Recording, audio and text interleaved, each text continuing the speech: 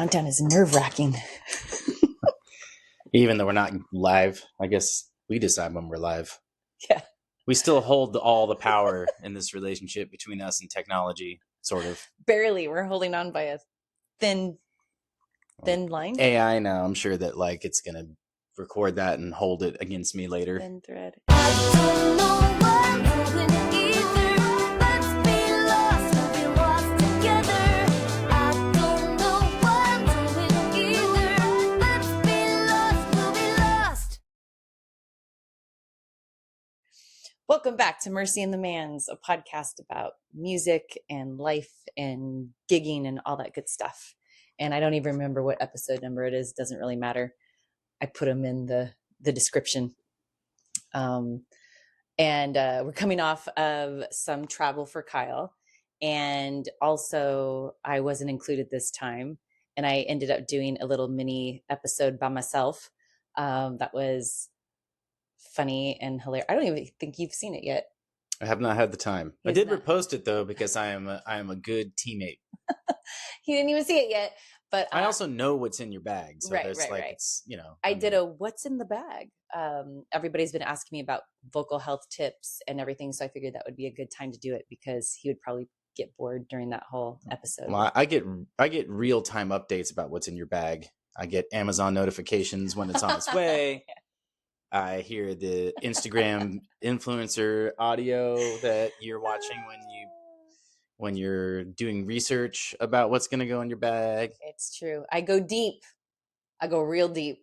Right now it's vocal health and it's all things acid reflux and GERD related. And I am on a deep dive, y'all. That's no relation to us being in our mid and pushing towards late 40s.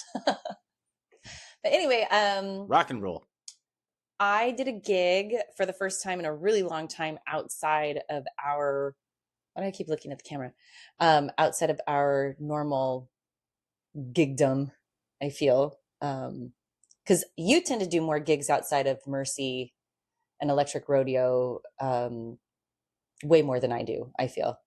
Yeah, but that's because I end up playing, I play with a lot of original artists still, doing like songwriter gigs and whatnot. I don't get called for how many songs I know and the skill set that I have with like playing to tracks and click and all that. And even singing now, I know a lot of songs, although I don't really have much interest, truthfully, transparently, have a lot of interest in gigging as a singer without you. Like that doesn't really get me out of bed. But drum wise, I would love to be playing more drum gigs. And it's sort of, what were you going to say? You look like you're going to jump out of your skin for a second there. I mean, because I'm so your most loyal fan. I feel I get so defensive and so put off by the fact that you don't get more calls because of how good you are, that he actually really learns the songs, everything from the kick pattern to the breaks and everything. And if you don't know the songs, you won't clam all over it and bulldoze it and everything. And I just feel that you're still underestimated to a certain extent in this area. And it makes me pissy. Yeah, well, I appreciate that. I also think most of it, honestly, I think has to do with the fact that neither of us can really hold dates the way that band leaders would like you to, including us. Yeah. I mean, to be fair, we are band leaders, and the calls I do get, like if it's relatively last minute or short notice and I'm free, then it's like pretty sure we're not going to get a gig or nothing's going to come up that I'm going to have to bail off. But if somebody's asking me about a date that's 6 months out or something like that, I can't hold that date, because if something comes up for Mercy or any of our other projects, that's what we're going to prioritize, because that's our business. And like, not only is it our business, like for ourselves, but we have other people in our organization that, there's times where we have to do what's best for us. And I think everybody understands that, but I don't know that me playing drums for somebody else's band is like, I don't know if that's like me in that category of circumstances. So I think that's part of it. Cause I remember, when I was in Pop Rocks and I had a bunch of conversations with Eric Schramm, who would say, like the calls lessen over the years as you say no to stuff, because I mean, Eric was in a bunch of very busy bands. He's a founding member of Tainted Love. He was in Super Diamond for a number of years, and then he went from Super Diamond pretty much right into Pop Rocks, and into Pop Rocks when Pop Rocks was kind of like starting to become a much more in demand.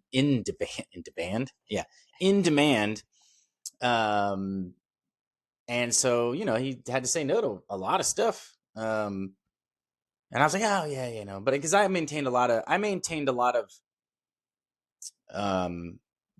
artists like relations outside of when I was in Pop Rocks. I would sub out a lot to do singer-songwriter stuff, even if it paid significantly less, because I wanted to maintain that part of my identity and career, which they were usually very supportive of that. But when we started our own thing, I wouldn't say like, I don't mean this in like a negative way, but it's one of the things I didn't fully comprehend how the dynamic would change. That it's like when you start these groups and these businesses, if you're serious about them, which we very much are, it becomes the priority, like because it has to, because every gig you take, it's a potential for word of mouth business, potential for Every gig you oh take. man, you got there. It's a potential for exactly. It's potential for word of mouth business and relationships with planners or relationships with venues, you name it, whatever, other vendors. And so it's just that becomes a priority. And everybody else, they're running their bands. Their priority is not having to, we've been in positions, not often, but we've been in positions where people have had to bail off gigs that they have committed to. And it's not like a super fun thing for us. And luckily people don't really make a habit of it, but I don't really necessarily blame other people for being like, well, if Kyle can't, lock a gig down 4 months out or whatever, then I'm going to call the people that have worked with us that can. Right. But doesn't mean that I don't want to play more drum gigs. Yeah. I get that. But I feel there's even still like certain, how would I say this? There's certain groups I feel that just withhold and are never going like to give you that call, and it makes me so I guess defensive is the word. There's another word for it, but because I totally get what you're saying. We can't hold gigs in dates far out. I just got asked to do a gig in, I think, October, and I was like, I can't hold a gig out that far out. If it's a Saturday, like count me out, and it's got to be really, really, I don't want to say worth it, but kind of worth it. I think a lot of people lump us in with the weekend warriors, which, no offense to that, there's a place for that, but like you said, this is what we do. This is our livelihood. This is the only way we make money to pay rent. And so, I was asked not too long ago to do an event, and it was going to be a rehearsal, and there was going to be, then the gig itself was going to be a 3-hour drive. And I was just, and then when you look at the pay that I was being offered, I was like, I can't justify doing that for that pay. Like I would be better off staying at home and not taking the gig. And it's not like I think I'm too good for the gig.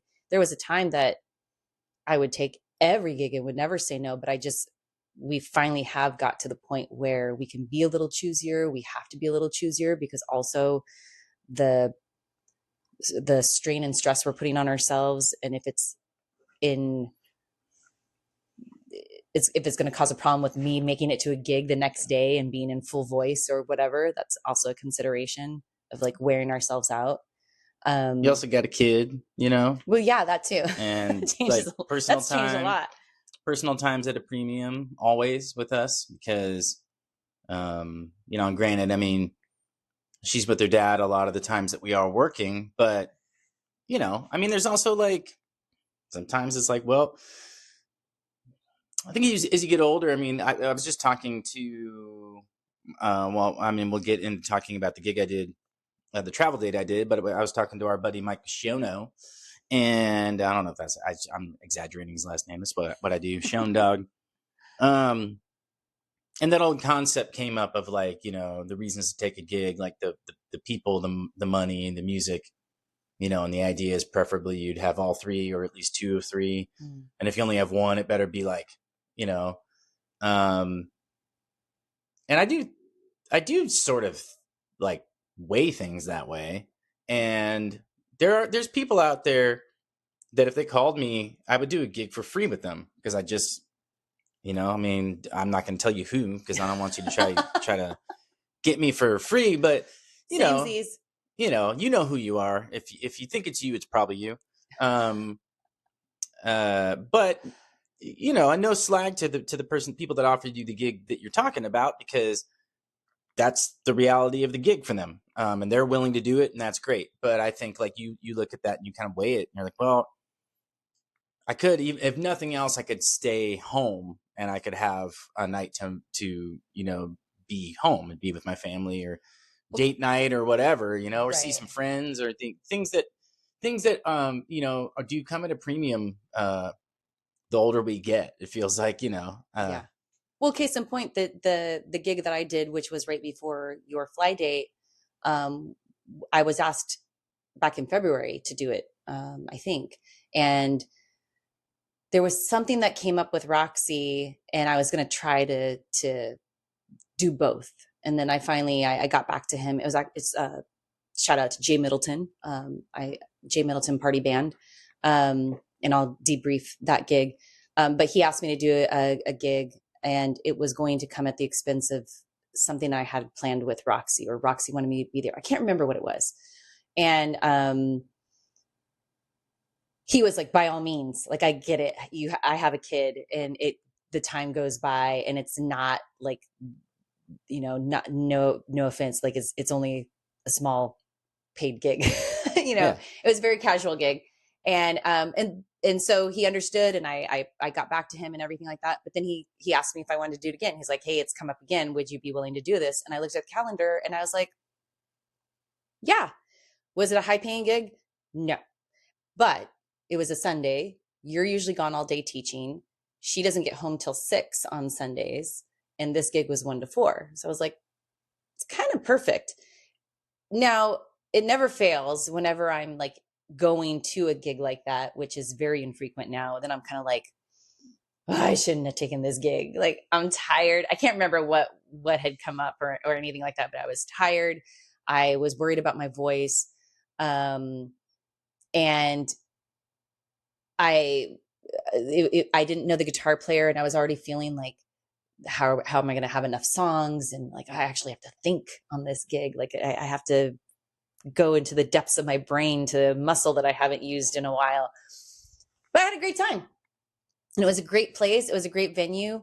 I'd never worked with, I swear I've worked with Jay decades ago. I swear I did a one-off with him. And Jay, you'll have to let me know if we did. I want to say it was with Dismore. Like, this would have been decades ago. Yeah. Might have been at Silverado, something. I swear we did a gig together.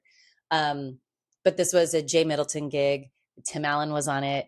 Bryant Mills is playing drums, and it was very to a point where I almost felt like it was a little too casual. I felt like I kept like being right at the stage. Like, it felt like there needed to be a little bit more structure, but it was an outdoor venue, really cool spot. It was in San Pedro Market Square Market in San Jose. But again, it was like a 15-minute drive for me. And I was set up really easily. Poor Jay was doing everything on his own, setting up the PA. Thankless work. Yeah. Keyboard player pulled out the day before the gig. Oh, that's what it was. We had a gig the night before, and we got home really late. Yeah. And I think I was just kind of like, I have to get back on the, that was 2 90-minute sets the night before. That's what it was. And, but it ended up going great. Someone showed up that I've known for years, and I got to do some songs I don't usually get to do because it's not the time and place for it. he asked me to do some songs I've never done before. And so it was like one of those things where I was like, oh, this is fun and everything. But I did want to ask you, it was really funny. And I was laughing at myself because as a singer and usually being the hired gun, I don't generally, and I get really defensive about this, I don't generally help with the PA because I'm usually, like I said, if I'm in the band, for one, it doesn't come into play with us because we have a professional sound crew that does all of our sound, our production, brings everything. I don't help because that's not my job. Yeah. I do my job. When we do our stuff, I help. When we do the Google gigs, when we do our duo gigs, I help with as much as I can. I can't lift the speakers up and do all that stuff, but I help with all the other things. And I've even learned how to do our little mini PA system that I can even go and do by myself. I've done gigs by myself or as a duo with other people, and I've set up sound. And what I'm getting at is at the end of the gig, this is one of the times when it kind of like dawned on me, like everybody was packing up and like not making eye contact or anything, Right, you know? right. And it was like, there was no way I was going to leave Jay without helping. Like I could have left right away. Like I had no gear. I could have been gone. The gig was done at 4:00. I could have been gone at 4:01. But I couldn't do it. And I asked him if he needed help. He was like, yes, thank you. Absolutely. Which I appreciated. I also liked that he said yes, Right. because how many people will say no Yeah. and then complain about how the singers don't help do anything, blah, blah, blah, blah, blah, blah, blah. I'm not in your band. So if you hire me as a one-off or as a, you know, I'm not planning on helping you with your sound equipment unless you tell me that's contingent on me taking the gig. Then I won't take the gig.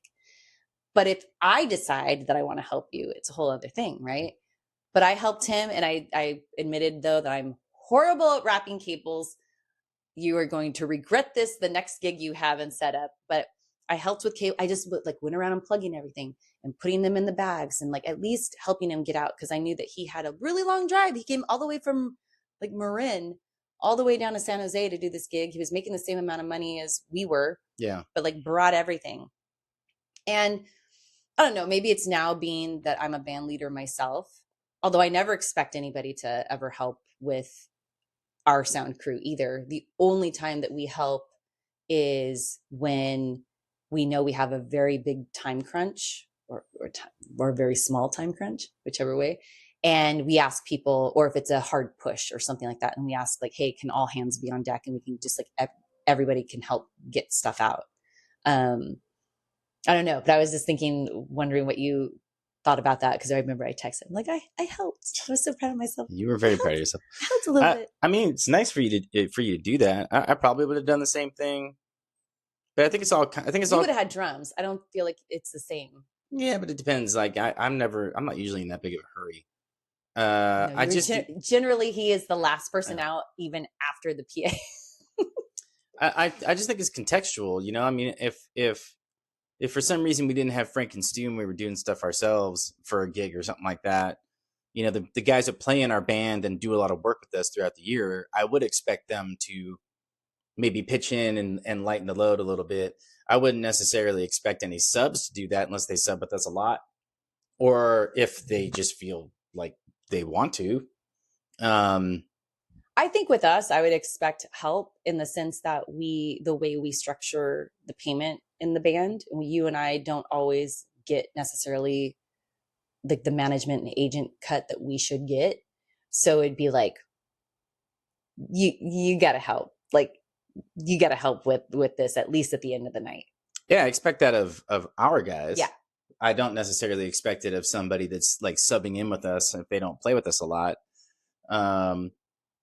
It's tough, right? Because I mean, the situation you described is like, you know, like I can see both sides of it, because those guys, you know, it is kind of a casual gig and it's not their band, but you know, I know that Jay does hire a lot of those guys for stuff. And, so I don't know, you know, I can see both sides of it. I just think that it depends. I mean, because I'm the drummer in those situations, But even in our band, I mean, Frank and Stu, we usually help if there's only one of them for some reason. Like if Stu's by himself, you know, which usually Stu's by himself because Frank is either doing a family thing or he's like doing another gig for like Google or YouTube or something like that. That's like a little less involved, and he'll send Stu with us on a wedding or something like that. You know, if I know they're by themselves, it's like, you know, that's a lot of work for one person to especially the amount of gear we have, lighting and all this stuff when we're playing like private events. It's a lot. It's a lot to, I mean, even doing what you're talking about, which is like you're just going around unplugging stuff and wrapping some cables. That's like such a time saver because that stuff is so monotonous. Yeah. Well, even with our band, I don't know if people notice that I always pull out like those light thingies that are technical term, light thingies. I always pull those out and group them together. I always pull microphone stands out and group them together just to kind of like you said, just give that one little thing where they don't have to like go hunting for everything. So at least help with that. Well, every one of those things you just talked about, all that's like a movement. And this is going to make me sound really old, but like the older I get, honestly, like every one of those little movements, it's like I have to bend over to unplug something. And then I got to like grab this cable. I got to unplug it. Then I got to wrap it. And I got to move it over here. It's like that stuff takes a toll after a while. And so if you like turn around and somebody's like moved all the microphone stands to one area and all the lighting to one area and the cables are, you know, it's like that is just such a like. I'm so self-conscious of cables. So terribly I do I'm not wrap cables well. They are not good. I think our sound engineer friends out there are gonna say that it's you're doing it on purpose. You're not learning on purpose so that you don't trying to do that over. I just try to get it coiled in a small enough circle, and I know it's wrong, and it's not going to come out beautiful when you unfurl it. Yeah, well, but I do my best, and at least like I said, I don't do it all the time. I don't do it for everybody, but I really felt it's just weird. I really felt called to do it for Jay. For one, nicest band leader ever, most gracious, nicest. Hands down, 10 out of 10, Jay, 10 out of 10. Super nice, super accommodating, made me feel super welcome. Because I'm always surprised at how when people have hired me for one-offs and everything that they're nice, but there's like this little edge to them, or I feel like I have to kind of underperform a little bit.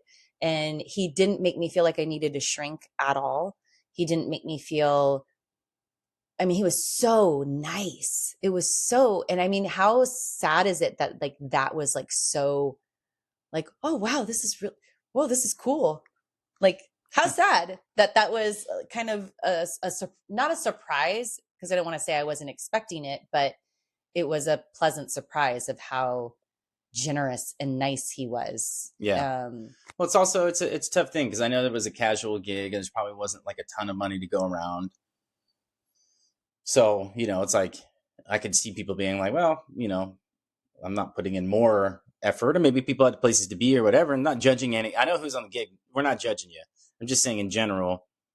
But also like, I don't know. I also have that attitude. Like if I said yes to the gig, you know, I know what the terms are. I know what not the terms, but I like, I'm not usually then kind of like, well, you're not getting any more out of me. But it also depends, man. If I have a tough load, you know, if I got a tough tear down and load out and all that, they might be done by the time I'm done, or I might be done by the time I'm done, you know. But I also think I always having a lot of gear. I mean, I have a lot of gear when I'm playing drums. I have a lot of gear in Mercy. There's been times where we've just, even when we do duo gigs or trio gigs or whatever, if I'm even just bringing a little sound system, like I always have a lot of gear. I'm basically never showing up to any gig. Maybe every once in a while, electric rodeo. If I'm not like bringing any kind of little percussion setup, I'm not bringing any like sound support. And then I just have a guitar and a pedal board or whatever. But that's rare. Yeah. And so I kind of I know that feeling of like, and it is what it is. You sign up for it, right? But I know that feeling of like when somebody does step in to be like, hey, if I just do this, would that be helpful? It's like, it's a good feeling. It makes things feel less daunting. There was a point during the gig though that I did feel like I could I didn't feel like I had to be. Oh, that was the other thing. He gave us shout outs. Like, you know, he kept talking about our band and everything, and he also said that he listens to the podcast. So I was very excited. Hi, Um, Jay. but he said something, you know, he would announce my name and he would announce the band, which I thought was also super generous and everything. And so that was really nice. But there was a point too, though, where I mean, this wasn't one of the gigs that we do generally, you know, like, it was a very, very casual gig. But I started getting self-conscious because I was like, am I performing enough?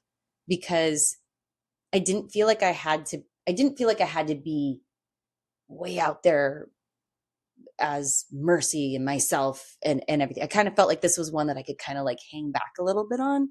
And then I started getting self-conscious, like, what am I expected to be, like, full front person right now? It's like I kind of don't mind just being the help, you know. I kind of don't mind being the back, and I shared leads. It's not like I was just singing backgrounds, but there was a part of me was like, am I disappointing anybody by not being at a 20 that I usually am? I don't know, Jay, go ahead and comment below on this video and let us know if you were disappointed in Jackie's energy level on the gig.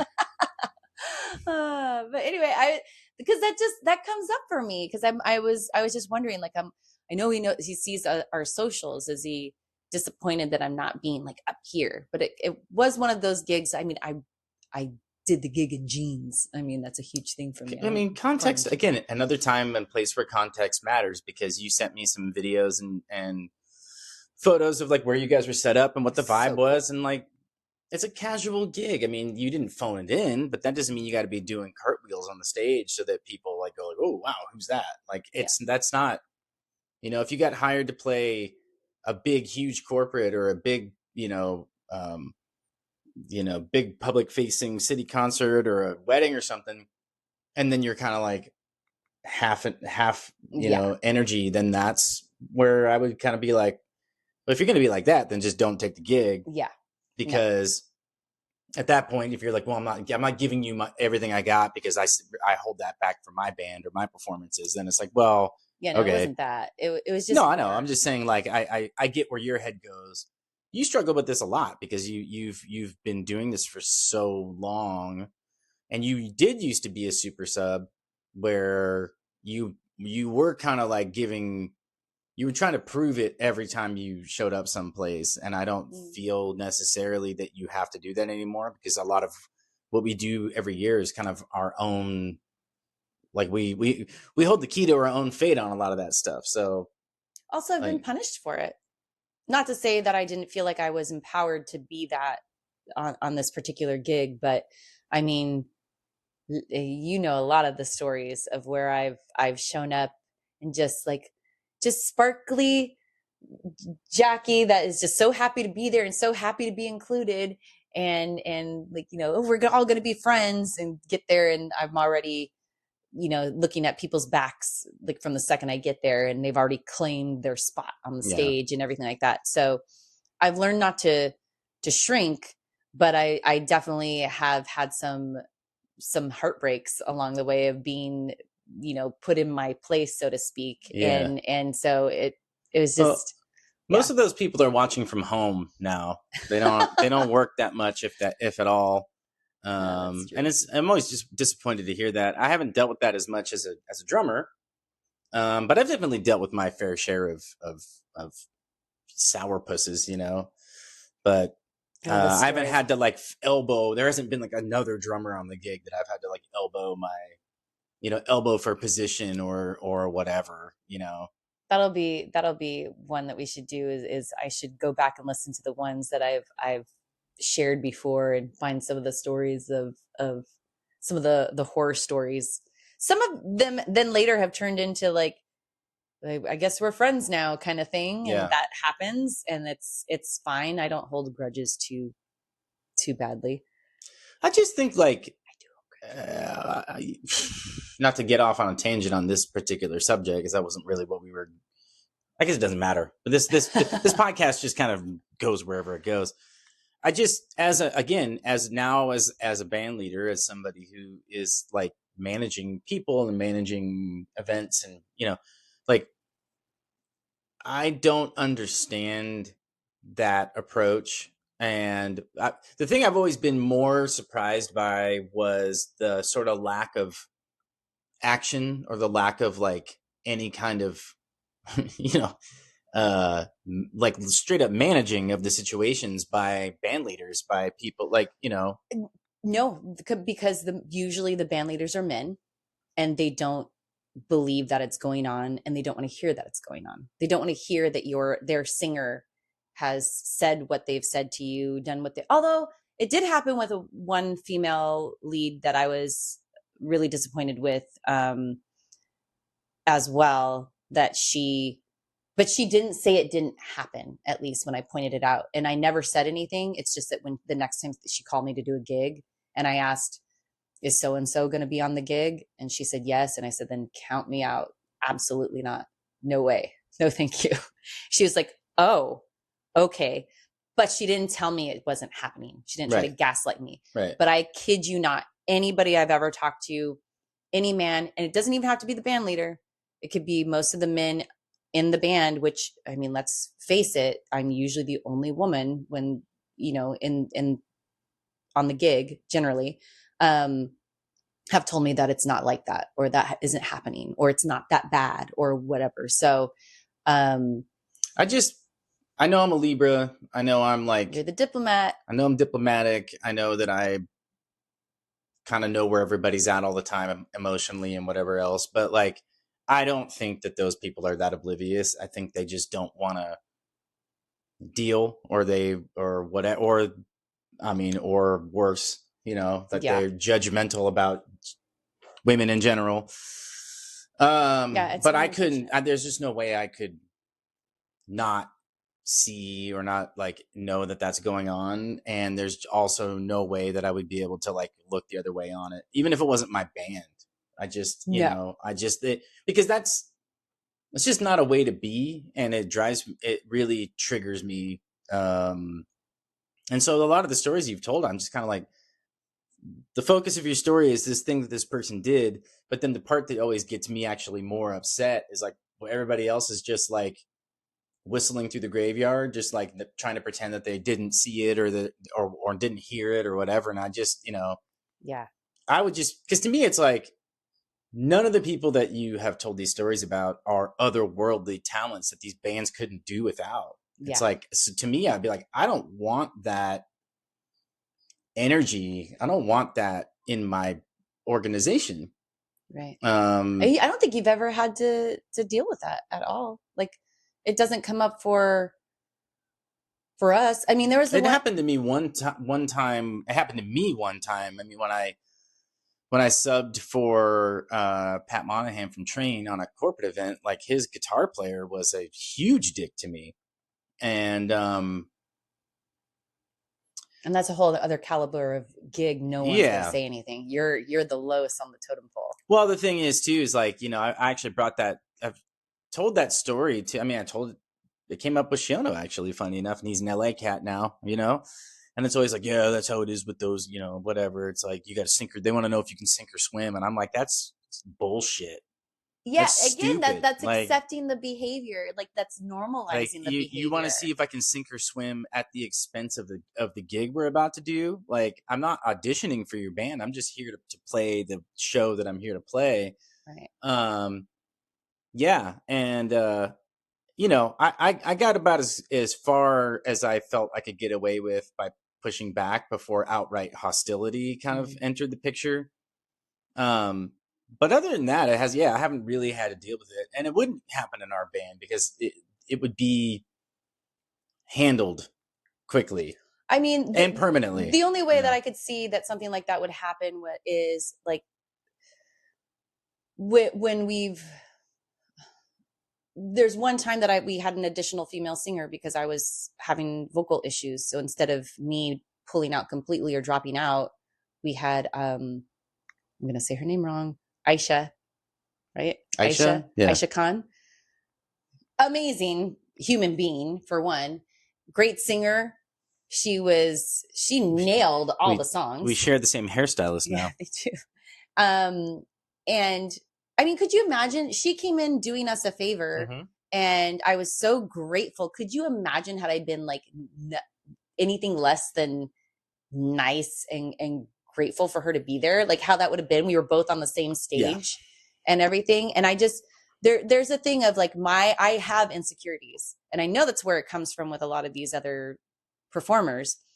I do have insecurities, but I am self-aware, and I refuse to let my insecurities harm somebody else. It's also, And I just know how ugly it's felt, and how I've just wanted to come in and do a good job and I just wanted to be liked, and I will not do that to anybody else. I will process my feelings. I would deal and how could I not be insecure that day that I had her? I wasn't a full voice. I couldn't sing the songs that I wanted to sing, but that wasn't her fault. right. So it was like me having to deal with my feelings about that, but be generous to her, because she was being super generous with us and being there. And that's like the hardest position to be in. I mean, it happened one time. I did it with another band where the singer had laryngitis, but she was still there, and they were not as generous with me. Like I was doing them a favor, and they would not speak to me the entire time. Yeah. And it wasn't because they had larynx. It's also, it's funny because I mean, I do love what we do. I love doing events. I love doing covers. I don't care if it, and there's, social media, especially Threads, which is just like the worst app of all of them. Somehow it's worse than Twitter. I didn't realize that could happen. I mean, it's somewhat less outright like fascist and racist than Twitter, but not by much. It's really just an engagement, like rage baiting website where people just post stuff to try to get people to comment. I don't even believe that they believe what they're posting, and most of them are probably bots. So The only one I don't go on is Threads. yeah, don't. That being said, there's always somebody posting anything like cover bands aren't real bands, or if you're a musician in a cover band, you're not a real musician. Like, change my mind or whatever, which again, this is what I mean. It's like lowest common. It's such low hanging rage bait, but it's like, I don't care. I'm happy and proud of the work that we do, and I have a lot of fun doing it. That being the caveat, a lot of the stories that you've told about these people like being sort of rude to you or like elbowing you out or whatever, it's like over who's going to sing what song. And I'm like, like having done this for a long time now, not as long as you, but a pretty long time now that I do the math. The idea of being upset on one gig out of however many gigs you're going to do that year because you don't get to sing like, Best of My Love or something like that. It's just like you, how do you get through your day every day without your head exploding? If that's the thing that you're like, no, you can't sing that song. That's my song. That's my moment. It's like, oh my God, we're playing like, right. You're going to sing this song we're in the 30 more times this year. We're in the Portuguese hall playing somebody's birthday party. This is not Wembley, like it's just that kind of thing where it's just like, oh, you are, you're a big fish in a small pond, and you have that attitude of but you think that you're, you think you're irreplaceable, you think you're special, but you're really not. Yeah. Not saying that I am. I'm just saying like I don't operate that way. It's perspective, self-awareness. Self-awareness is so important. I mean, especially as a singer. I mean, as a drummer, like I said, I have to deal with it a little bit less because usually there's only one drummer on a gig. Maybe somebody's asking me to sing backgrounds. Maybe somebody's asking, and actually, I mean, I'll probably get into this too. I mean, we're already 40 minutes into this podcast. We haven't actually talked about. I want to hear about Chicago. Well, I mean, but like Chicago it's a good example of what I'm talking about. Let's go into Chicago. What was Chicago? When were you there? Well, I was there for a rock and roll team building event, but it like you said, you weren't on this one. It was a small band. It was a small band, and there was no Nicole, no Kieran, no assistants at all. Like nobody handling the stuff that it was just 5-piece band. Me, Michael Shiono, Manny, Emmanuel. Jeanette. I feel so bad. I don't know how to pronounce your last name right. I don't want to butcher it. But our buddy Manny, everybody knows Manny. If you know who I'm talking about, you know Manny.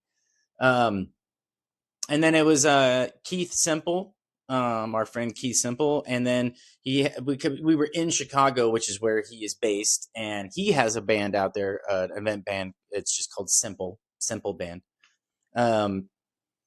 And so we had his guitar player with us, and it was at the House of Blues in Chicago, which is right on the river.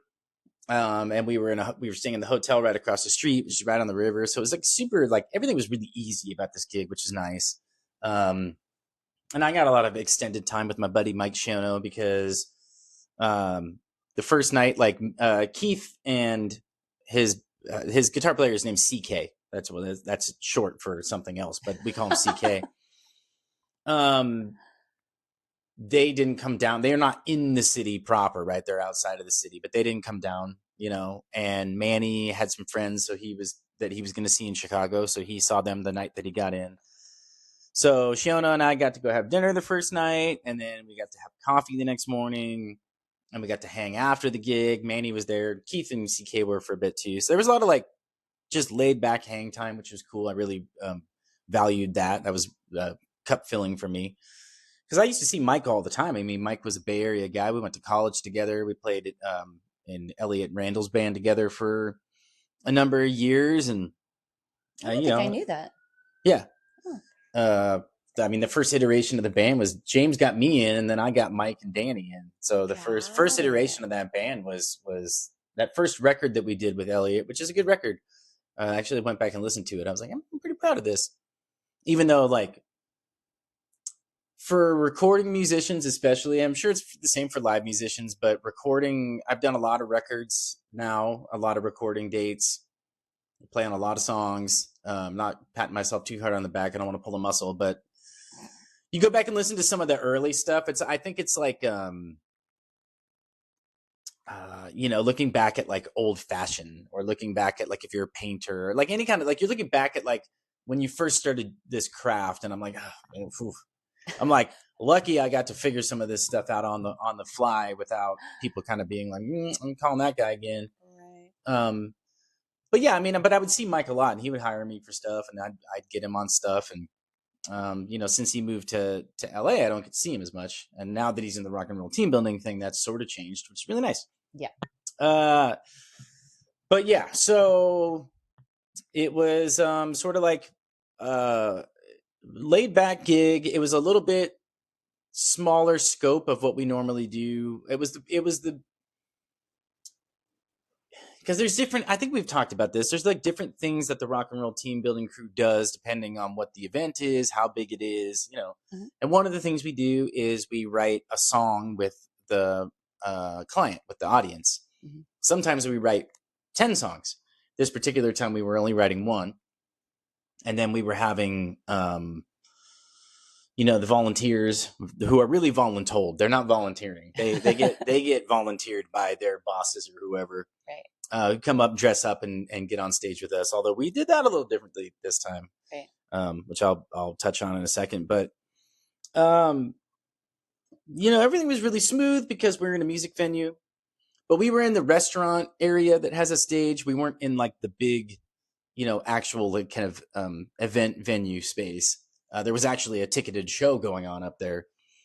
But the House of Blues in Chicago, I've never been in there before. It was like super cool, decorated, very vibey and old, like very old vibe. Very eclectic, very cool space to be in and spend time in. I felt lucky to get to like soak a little bit of that up. Mm-hmm. But, again, I know we've talked about sound checks and things on these gigs going, sideways, but we were in a music venue, so we were dealing with live music professionals, and that all went super smooth. Nice. The ears, everything went smoothly, but it was like so much bleed. And I don't know if Keith was using his wireless vocal microphone or if he was using the venue's wireless, but his microphone was just picking up like I had, and you know how I have my mix. I usually got drum. I got everything up. I had a very live mix. Yeah, I had no drum overheads, no hi-hat mic. I had Mike Shiono's background mic, vocal mic completely out. I had the guitar player's vocal mic almost completely out because I just wanted less like Wow. open mics on stage because Uh-huh. I could not, my cymbals and everything were so loud. Interesting. They ended up putting up a like a drum condom, we call them. It's like the plexiglass shield, to try to like lessen the bleed out into the room or whatever, which did help. But anyway, I mean, it ended up being fine. Mhm. But yeah, I mean, like the reason I sort of touched or started to touch on it was like talking about elbowing for position. I mean, generally speaking, if I'm on stage, I'm gonna be one of the main background singers, if not the main background singer. Except for on some of these rock and roll team building gigs where there's like 3-4 lead singers, I'm just like, Right. I'll sing when it's necessary, but Although you're usually one of the best background singers, just because you're a good lead singer doesn't mean you're a background singer. yeah. Well, I'll usually just Self-awareness. feel my way through that stuff because you don't need 5 different people trying to like fight for vocal parts. But Yes. on this particular gig, I mean, Keith and CK, they're in a band together. We're playing. Keith is the lead singer and the kind of front person on this gig, and we're doing the songs that we're doing to like play people into the room, to play people out of the room. The sort of like party set that we did, which was not like a full party set, but we're doing songs that they play all the time. Mm-hmm. And so he's like, "Oh, cool, you can sing background vocals too." And I was like, yeah, normally I do, but we'll just figure it out. He sang a lot, and it was kind of like at a certain point, I'm kind of like, I'm just not going to sing very much because we're going for the same notes, and I tend to sing. I got a pretty high range, and I tend to sing pretty loudly when I do sing. I mean, I blend and everything, especially with background vocals, but he had a more of a like kind of light falsetto-y approach to singing background vocals. And I just felt like it wasn't really working the way that I would have liked it to. So I kind of backed off a little bit. Which, how did that feel? You look like it didn't feel very good. Well, yeah, I was talking about like, I was talking about like elbowing for space. It was like, I would never elbow him out of the way. But there's part of me that's like, yeah, I want to be singing background vocals, or I should be singing background vocals. But I didn't because it was his first gig with us, and he and Keith play together all the time. So I'm like, this must be the way he sings in Keith's band, and so like, who am I to be like, well, I'm just singing, you stop singing. It's like we don't have time for that, and B, it doesn't really matter that much. Yeah. I sang where it was appropriate. But that's like the closest I get, and I will say that must have been tough. Well, because again, like if like you can tell me this, and you can tell most people that are probably listening this, but it's like it's hard to for the civilians, I call them. It's hard for civilians to understand that one, you are really good at singing backgrounds. Like I've always given you your due in that respect. So if someone comes in that when it's their first gig, they haven't really done it, and we have a way about us how we do these gigs. And then so it's like their first gig, and then plus they don't come in and they don't knock your socks off with the job that they're doing singing backgrounds. Then it's kind of like you just got to handle the gig. You just got to like put up and shut up kind of thing. But it still feels weird because you're doing the best thing for the gig. You don't want to make him feel bad. You don't want to start anything over that. Because in the grand scheme of things, it's not the biggest deal. Anybody in the audience is not going to realize that they weren't getting the full Kyle Caprista, Well, I think it's it's also different if you were on the gig and singing, then I probably would be a little bit more territorial. But because it was Keith and it's Keith, if it was me, I would have shut it down. Yeah. I mean, it wouldn't be a thing. He wasn't. I mean, the thing is he wasn't butchering. I mean, it was fine. It just wasn't the same as the way that I sing, and that's okay. And again, I think for me, it's just checking my ego because I'm like, well, I want to sing background vocals because I feel like that's something I bring to the table. But also, this is Keith's guy, and they sing together all the time. So, but I'm that way in town too. I mean, playing with the songwriters I play with and stuff. I get territorial about background vocals. Mhm. Part of it is that I really like doing it. Part of it is that I feel like I'm really good at doing it. Part of it is we often don't have a ton of rehearsal time when we do gigs like that. Yeah. And I'm like kind of already got things dialed, or at least I feel like I have the flexibility and the adaptability to like to be I'm nimble on stage when I'm singing. Like if things go a little different, I can like adapt really quick. Yep. But I don't always I don't always I don't come with outright hostility, but I don't always. Sometimes I pout if I have to share, or I mean, it's one thing if you're like, okay, we're gonna put all these killer harmonies together. Let's get together and rehearse this stuff. But I feel oftentimes when I do that, then we get to the show and only like 20% of it happens, and I'm like, well, then I kind of wish you just let me handle it. And if there's like a gang vocal or like a part that really makes sense, then like cool, jump in. But like just let me handle this so that there's a base like level of quality kind of control. But I also, I mean, to be fair, I got a little bit of a ego on me with that stuff, and it's not, nobody's ever doing stuff maliciously, and it's not really my job to like arbitrate who can't, or who should or shouldn't be singing. I just, It's hard. Well, I think that a lot of times background vocals are the throwaway thing for a lot of people, which is really sad because background vocals are so important and we don't take them lightly. I mean, we are very we have a lot of intention when we're singing backgrounds, and it's not for everybody. Like I was saying earlier, you could be a great lead singer, doesn't mean you can sing backgrounds. A lot of lead singers don't know how to blend, don't know how to hear the parts, and they're inconsistent. You might have somebody that starts on one part in the beginning of the song, and by the end of the song, they're singing a different part. And so here you are trying to go like, oh, well, they're singing, that wasn't what we rehearsed, or that isn't what we said we would do. So you go to another part and then they follow you. Yes. And it's just like, oh my God, stay off my part, stay off my note. And you're trying to be gracious, and you're trying, and if you're singing backgrounds, then it means you're not the lead singer of the gig generally, unless it's our band. But so you're jockeying for position. That I'm most nervous when I'm singing backgrounds because I want to do a good job. I want to honor the lead singer as best I can. I want to honor the background vocal as best I can in everything. I mean, I remember the last Victoria George gig that I did. I mean, I was like so nervous and just wanted to do so right by everybody.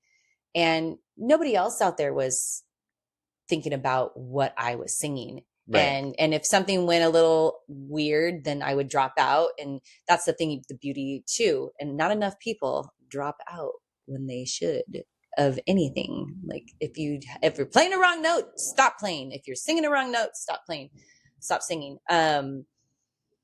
But I think that's like one thing that isn't valued as much as it should be in this area in the Bay Area. I think people don't treat it as an important job as it should. I can't say words. I can't say sentences. Yeah. But I get how important it is to you. And I know that had to have been hard. Well, yeah, I think I'm being honest and transparent, because I just went on this whole rant about how nobody should act a certain way, and I didn't. No, I'm also not acting a certain way now. Like, all in all, he did a great job on the gig. It was a good hang and everything, and it was a tough gig because, I mean, we're used to going in on doing these rock and roll team building things where it's like you come into the room and like, or everybody's kind of marched into the room, and they're sort of held hostage. It's like it's part of their meeting, or it's part of their day. So they're kind of seated and quiet and paying attention. Their bosses are there. This was like they came to us after a full day of meetings, and there was an open bar, and they were going to be serving dinner, and there was like seating. There was like table seating in the middle, but then the bar area wraps around. That's where most people were. And so poor Keith had to like try to run our program with people like only half paying attention, like carrying on conversations in the back and stuff. And like, he did a great job.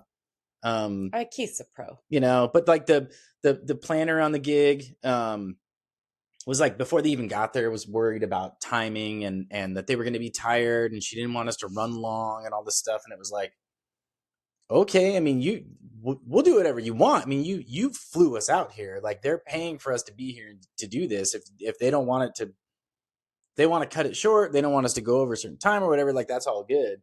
Right. And like, so normally, and again, like I talked about the people being volunteered to sing, like, you know, normally we stagger that, you know, and it's like somebody comes up dressed as Madonna, and then we do something else, or we play a song or whatever, and then somebody comes up dressed like, you know, Angus Young from AC/DC, and then we play another song or do something else, and it's kind of staggered. And again, we didn't have any of our own people wrangling on this gig, And of course, so that happens on the time that Nick isn't there. Right. To do all that. Or you were on the one in Denver, and that was kind of your job, which you did great. I mean, I always prefer to have you on stage, but you did a great job in that role. But this was like the event planner and the client. And I think it was the event planning team was like sort of responsible for wrangling. And you know, one of the volunteers that like was very adamant that they all go up together, which sort of, I mean, ruins the effect of like, oh, ladies, you know, they don't. Right. It's not a spotlight on each particular person and each particular song. But you know, Keith and this planner were going round and round about it, and you know, I'm like, we don't have time to negotiate this. So I just came up and I was like, look, why don't we just bring them all up together, and we'll just make a bit of it, you know, we'll just go down the line and do everybody's songs. And you know, the volunteers were great on stage. They enthusiastically participated. And it was goofy and whatever, but it was like we had to adapt, you know. And it was like, because again, I mean, checking your ego, right? Where it's like, well, we know what we're doing. Like we rock and roll team building. We've done so many of these. We've done these big companies and big this and whatever. And it's like, okay, but right now you're in the House of Blues restaurant and you're on your own. You don't have Nick or whoever to kind of like front face with the client and the planner, and you're being, you know, told this and that and whatever, and you're managing energy and expectation and all this stuff, and it was another opportunity to kind of be like, hey, you know, this is your rodeo, whatever you want. Like, if anybody complains later, it's not on me, you know. And as long as you're happy and the client's happy, and that's, you know, like, it's not that big of a deal, right? I mean, we have to check. Speaking of checking our ego, I mean, we just had this email come in this week that I was like, I swear to God, I'm already over people, and we're not even in full wedding season yet. And the amount of people that I feel don't have attention to detail. I mean, that's our biggest beef all the time. I mean, one of the things that we're always clear about here at Mercy and the Heartbeats is we're not represented. We book ourselves. We handle all our booking, our advancing. You handle the advancing and the contracts. And, you know, we handle everything, but occasionally there are agents that pitch us, and we always know that if we're going into an event with an agent, there's going to be something that we're going to find out when we get there that wasn't relayed to us. Like, it never fails. It's never happened to us on our own gigs. But like already the amount of like this email that came in this week, and I was like, you answered the email, and then they followed up with asking the same thing that you just answered. And I was like, did you not just read the email? I'm like, oh my God, we're not even in May yet. This was a couple of days ago. We're not even in May yet. And I'm already like, I can't even, like, my fuse is getting a little shorter the longer we go in this. And what's so funny is someone reached out to me today out of the blue. And I didn't even tell you this yet. Someone that I worked with for years and years, and was saying that I came to their mind today. They would just want to tell me they were so proud of me and everything. And they're like, but you got to start like expanding and like booking like smaller, you know, groups and everything, because you need something that like is making you money so that you can like sit back a little bit. And it just made me laugh, because it was like, did you feel my energy? He's like across, he's like on the East Coast. I'm like, did you feel my energy all the way over there of me being like, what prompted you to say that? So it was kind of funny that got brought up. And I was like, I love what I do, and I have no intention of slowing down yet. But yes, there are other ways that I feel that we could be definitely making money in this. And I think we'd really be good at that. I think you would absolutely be good at that. I've always told people that if we don't continue this, you're going to end up being a wedding planner or event planner at the very least, or something. You're just good at that, keeping things on track, and you like being in all the action. I'll probably just work for somebody else. No, I don't know. No, I mean, I think I agree with you. I love performing so much. I don't want to stop performing. No. But also, you think about all the hours and days and weeks and months and whatever that we've like done events over our career now, and it's like you'd like to think that if you're paying enough attention, I mean, because again, like you mentioned, we mostly do everything ourselves. Everything's internal, and that means that we're doing client pitches, we're interacting with planners, we're interacting with venues, we're doing payroll, we're doing contracts. It's a two-man show. All that experience, all those skills that you develop, it's like at a certain point you do kind of look around and go like, well, I should probably like monetize these beyond just being specifically for the gigs that I'm doing. Or even beyond that, though, coming back to the ego thing, the thing that bugs me the most is when people think they know better. That's like, it's even like, yes, I do believe that like down the road, we got to find ways to monetize our newfound skills and all the experience we have now. But then there's this other part of like that when I come to terms with it, I think a little bit faster than you do. Cause like sometimes when there's gigs that like they want to change the timeline or they want to do something else, and you get so wrapped up in like, it shouldn't be this way, this is going to be terrible or whatever. And I'm the one that can faster than you go like, that's the way they want it. That's the way they want it. We're in the hospitality, game. And so it's on them, not my circus, not my monkey.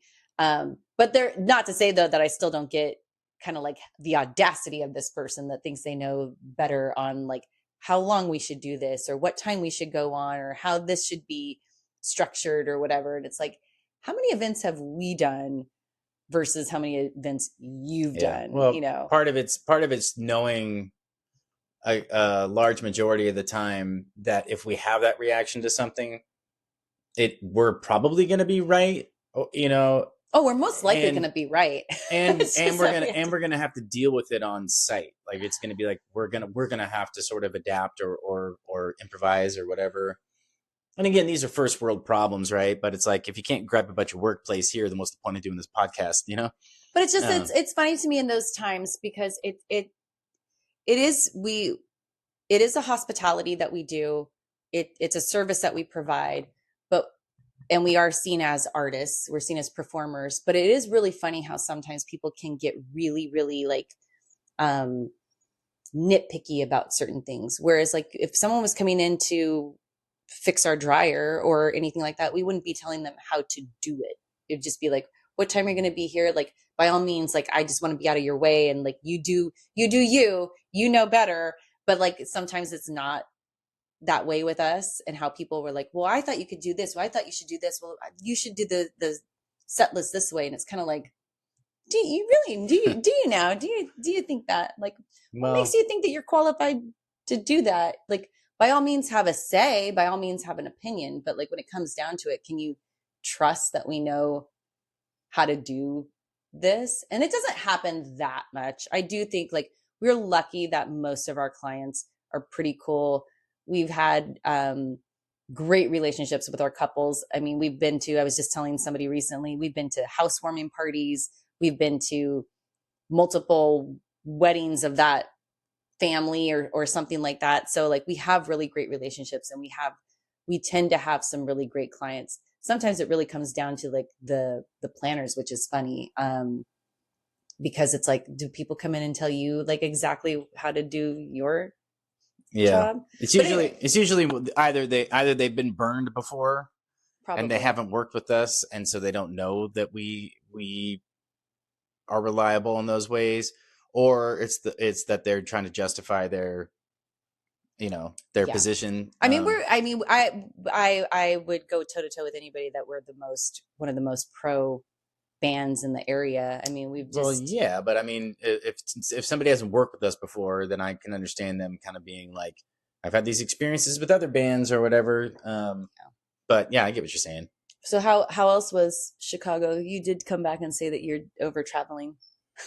Yeah, yeah. Well, but I've said that on previous podcasts. That's just me getting old and things getting worse. Just like the inshitification of like, they've made plane seats small. Like everything is just, they're just squeezing more from you while giving you less. It was weird. It was weird being here. And it wasn't that you were gone that long. You were gone, what, 2 days? Basically, And, yeah. but, it was definitely like I had FOMO. I definitely had FOMO, but also, I mean, it was fine. I was fine to be here with and be mom, total mom mode. And that was good for me. I've had a lot going on because I've been taking on this 5th grade yearbook project for my kiddos' school, and it's finally over. And it consumed every hour of every day for about 2 weeks. Yeah. And Kyle has been my rock and my savior, and has let me have the space to do that. And I appreciate you so much. And I'm so glad it's over. Well, your kid's gonna have a nice yearbook, so that's Yeah, nice. she is. It's going to be the best that school's ever seen.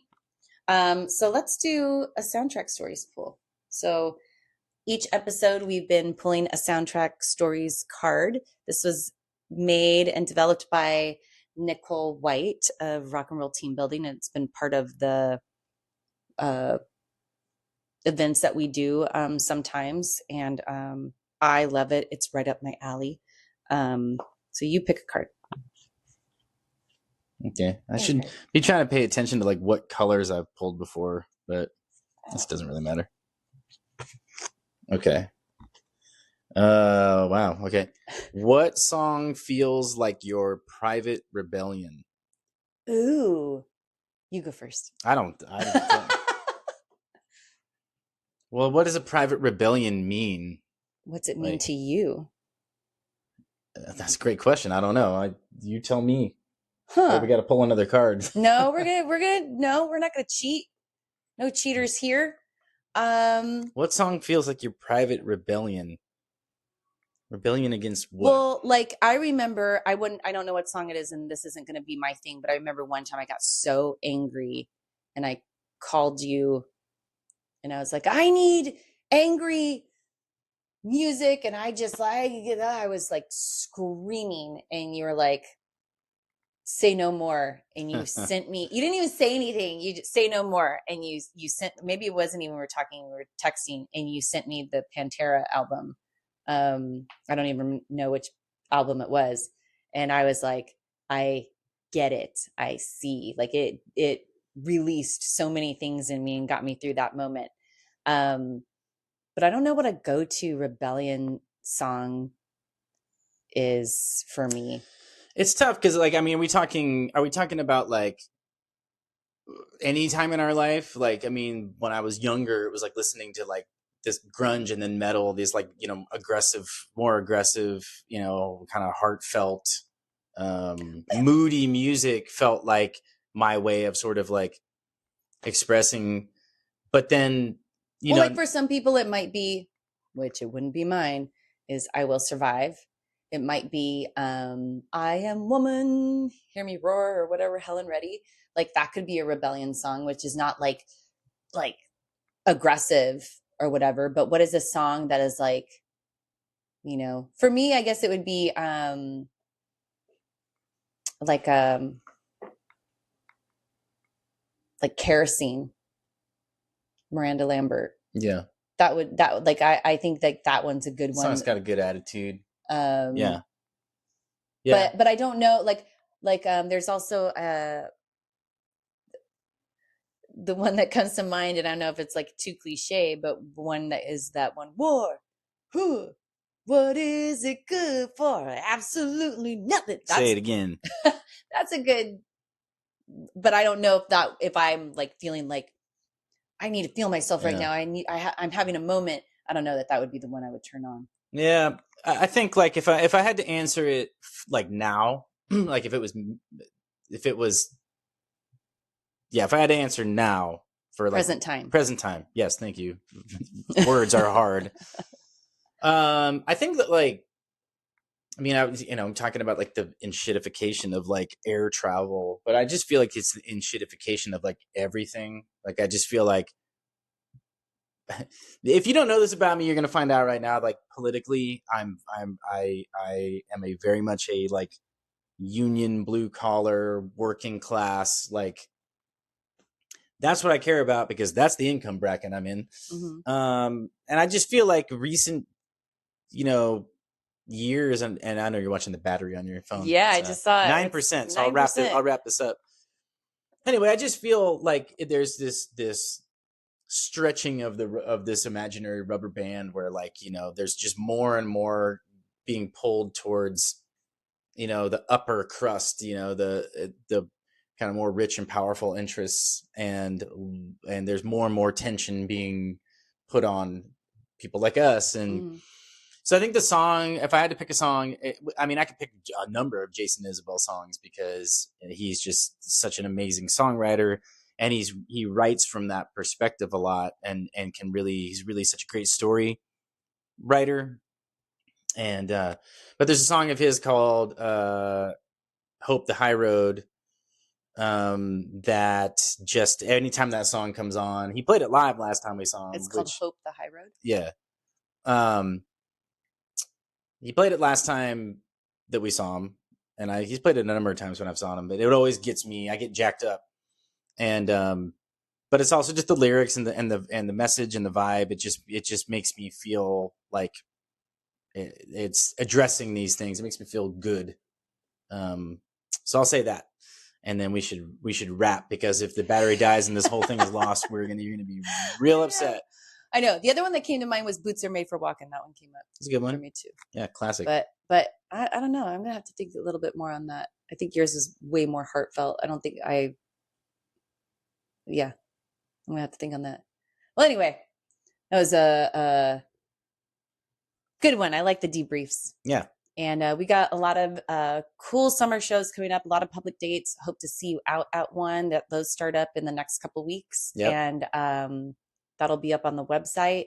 I'll put it on the Mercy and the Manz podcast Instagrams as well. And we got a lot of great feedback. And I was really happy to hear the stuff that people resonated with on our last episode. This one wasn't as heartfelt with the Linda Ronstadt stuff that happened on the last episode. But I hope that if you have any questions, you ask them. So we'll see you next time. Yeah. All right. Love you. Love you too. Toodles. You said that you found me, but you know that it was I found you.